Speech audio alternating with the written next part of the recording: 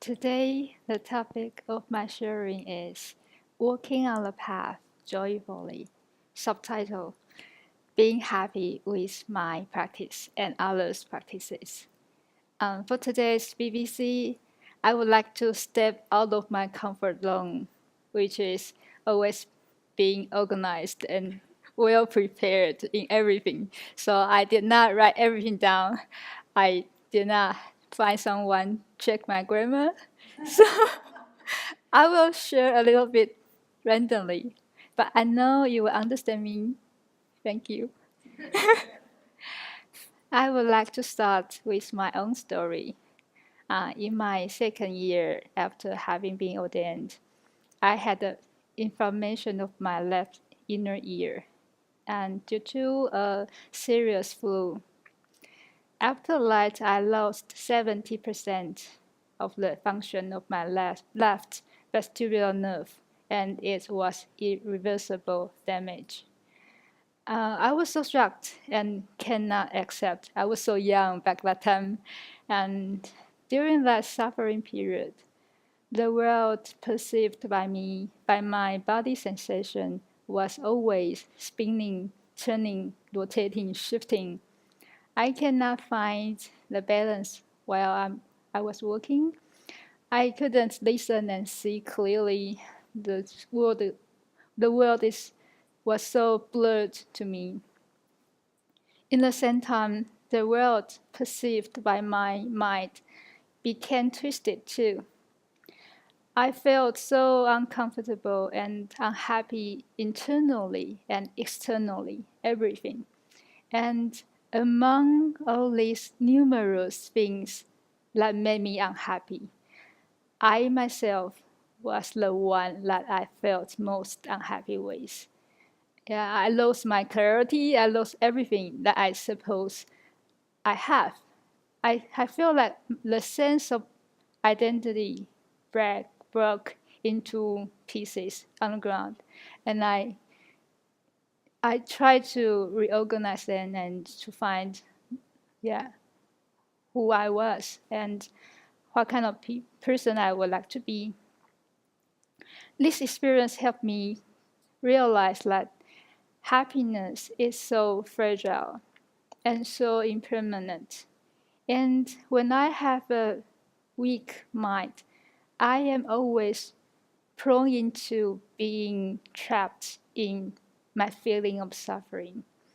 This is my habitual tendency, and I knew that I needed to cultivate, to develop a new habitual tendency which can protect my mind automatically. So I looked at the Buddha.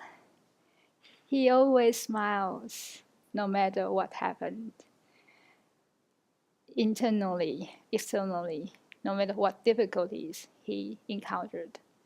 So I would like to learn this quality of being happy. That is having a strong mind imbued with smiling wisdom and loving compassion. And I found usually my suffering comes from being unhappy with myself and others' practice. And the suffering of other people also come from they feel unhappy with their own practices. So I have tried so many ways to strengthen my weak mind, to actively feel happy with my practice and others' practices. And I like and enjoy this new habitual tendency so much. I enjoy to rejoice my own and everyone's practice, including monastics and lay practitioners. So now I would like to share 3 of my practices about being happy in the practice. First one is a short one. First one is don't take things too seriously. We have a saying in Chinese that if you take something too seriously, then you lose. And second one, this is the important one. I repeat it for this is the third time, having a pair of appreciative eyes. Right? So the important thing should be repeated for 3 times. So this is the third time. be patient and have the fortitude to find the good qualities inside myself and inside everyone. And the third one, to try to notice the small progress. We usually tend to look up the good qualities of the Buddha, of the Bodhisattva, all the good qualities inside good practitioners. So we might wish to decrease my 70% of aversion down to 0% aversion within 10 years or within a lifetime, but I just couldn't make it. So I feel so frustrated if I think this way. But if I can notice that this year I can decrease my 70% of aversion to 69.9% and lasting only for 1 week instead of lasting for 1 month, then I get through it. I will be so happy about my improvement, my progress. I can rejoice it for more than 1 month. It's beneficial for me. And if I look everyone in this way, I feel so happy seeing myself and everyone trying so hard to change, trying so hard to transcend, to overcome everyone's different difficulties. Yeah, this is so inspiring for me. So being happy is so important because if we are not happy with our own practice, then who we are? We are the most important one, need to support our own practice. And monastic life is so precious. We have given up, have renounced everything in the mundane world. We come to here for practice. It's so precious decision, so uneasy, so challenging, but we still make this incredible decision for our own happiness, for all beings' happiness.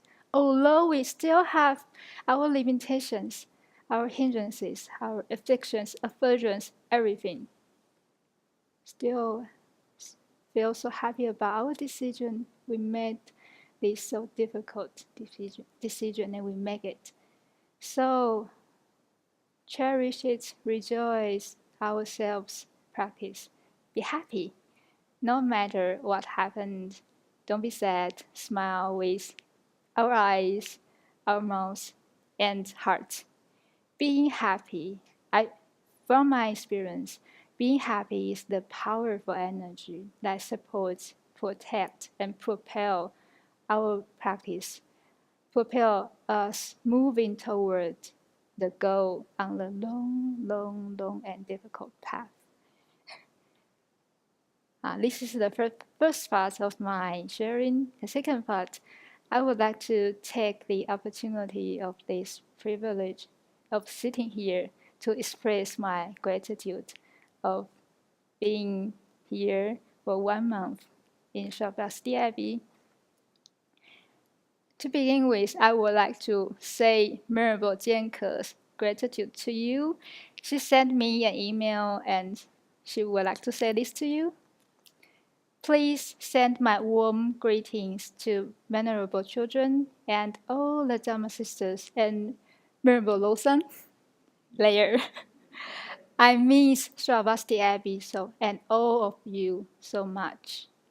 One of the most beautiful things in Sravasti Abbey is the culture of gratitude and sincere confession, which are very important factors for the growth of spirituality.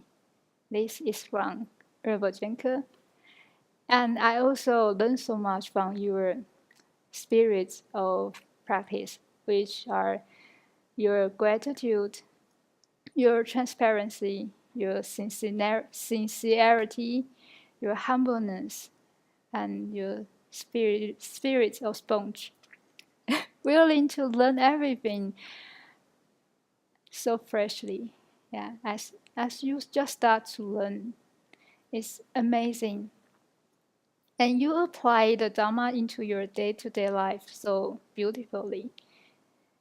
When I stay here, every morning I enjoy listening to the chant leaders, guiding and sharing his or her own reflections on Dharma practice, which are full of inspiration, self-reflection, and sense of humor.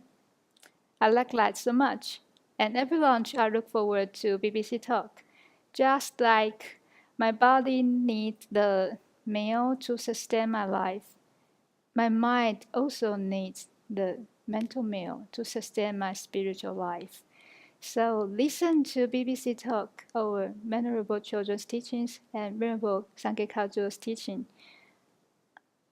I feel my mind being nourished and having the energy to continue the difficult path. And I like so much all the verses we chant in the offering services or accepting the full offering, everything. And this is my impression about your practice here. The community in Sravasti Abbey, they are not perfect, and it's truth. And sometimes they work together would create conflict internally or externally. But they still endeavor to listen deeply and communicate wisely and kindly to each other. What a beautiful community. And this is the true life of monastic life. And this is also the same impression of my dear luminary community. Another important insight that I realized here is that there is no big difference between Eastern and Western monastics. No difference between Chinese tradition or Tibetan tradition. Although we wear different robes, eat different foods, talk in different language, and chant a little bit differently, we share the same aspiration and the same Dharma. We share similar struggles, similar difficulties, similar sufferings in our dear spiritual life. Before I came here, I thought there should be many differences in between. But however, now I know there is no boundary in the world of Dharma practice. There is no obstruction in the communication when we communicate with each other with our sincere minds. For so many times, I was thinking, that's amazing for me that I sit here at the other side on the earth from Taiwan.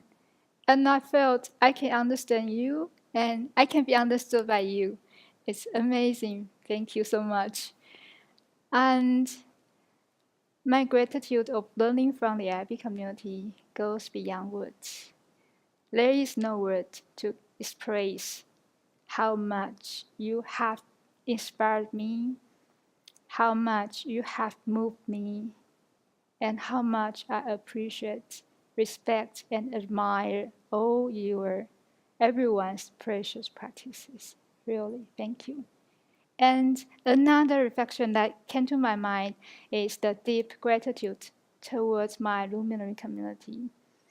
When I saw you practicing so diligently in the community in harmony, it reminded me again how precious is my monastic life in the luminary community, including all the trainings, all the educations, cultivations, challenges, and even struggles. All these conditions make it possible for me to be here with you and enjoy the experience of mutually benefiting. I kind of realized a little bit more about the taste, the feeling that Sangha community is the holy precious jewel in the world. It also goes beyond words. I will bring all these great gratitude and appreciations back to Taiwan. Then when I do a prostration in front of Buddha, I will know and feel and visualize that there is a precious community of venerables doing prostrations as well at the other side of the world with the same aspiration. Wish we can all have a smiling heart and happy mind to walk on the long, long, long and difficult path joyfully. Thank you.